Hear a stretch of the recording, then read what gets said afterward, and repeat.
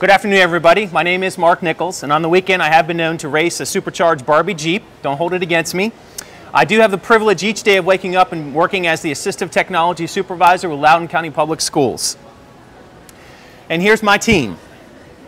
Good-looking bunch, eh? I work with 10 of the most creative, passionate, and hardworking colleagues I've ever met. They are a constant source of motivation for me. The best thing about working with them is the fun and energetic environment in which they constantly create. Let's start off with a little audience participation. Jeopardy question. How many steps does the guard take to walk across the tomb of the unknowns at Arlington National Cemetery? 21. Excellent. Thank you. 21 steps. That alludes to the 21-gun salute, the highest possible honor. In general, soldiers must commit 2 years of life to guard the tomb and live in the barracks beneath the tomb. During the first 6 months of duty, they cannot talk to anyone nor watch TV. All off-duty time is spent studying the 175 notable people laid to rest and memorizing where they are buried. They cannot drink any alcohol, on or off duty for the rest of their lives, nor swear in public. Guards are changed every 30 minutes, 24 hours a day, 365 days a year since 1930. Every guard spends 5 hours a day getting dressed in his uniform. Guarding the tomb is one of the highest known honors. So you're probably thinking, okay, why in the world is Mark telling you all of this? Well, this group of guards shares a unique bond. They are united by a common goal and intrinsically motivated by the nature of the task. So I pose this question to you. Are your staff and colleagues equally motivated to educate all children within your school? If not, how can you be an agent of change? Since you are here at VSTE, you are obviously a motivated individual or leader in your school or workplace. The first thing you can do to affect change is to help find meaningful ways to continue to intrinsically motivate your staff. Unfortunately, there are lots of stressors in the field of education that can easily demotivate our colleagues, such as frozen or reduced salaries, limited benefits, the complexities of new initiatives, requiring more time, changes in federal legislation, etc.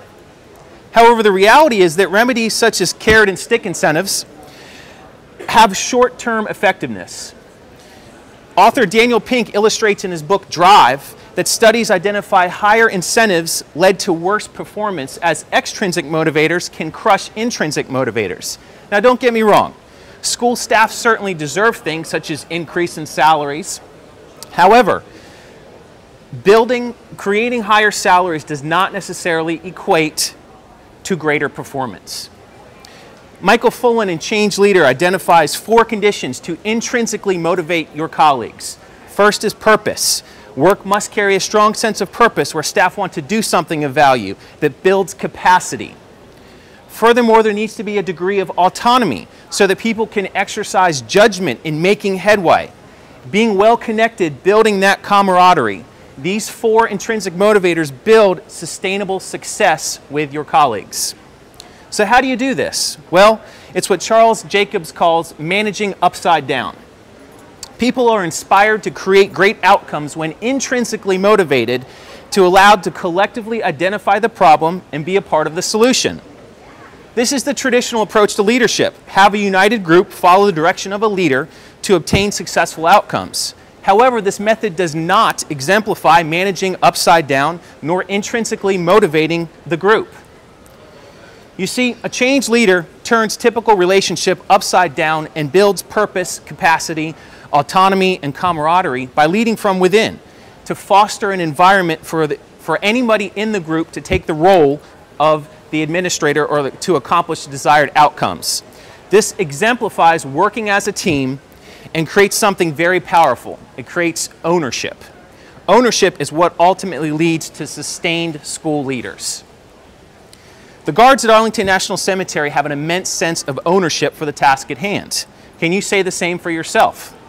What are your intrinsic motivators? Do they ignite passion within your soul, or are they simply waiting to be revitalized? Here's my biggest intrinsic motivator. This is my sister Allison, born with cerebral palsy. She's been a lifelong user of assistive technology and is what brought me into this field. She is my purpose, my capacity, my camaraderie, and my autonomy, All very clear, intrinsically motivated. Thank you.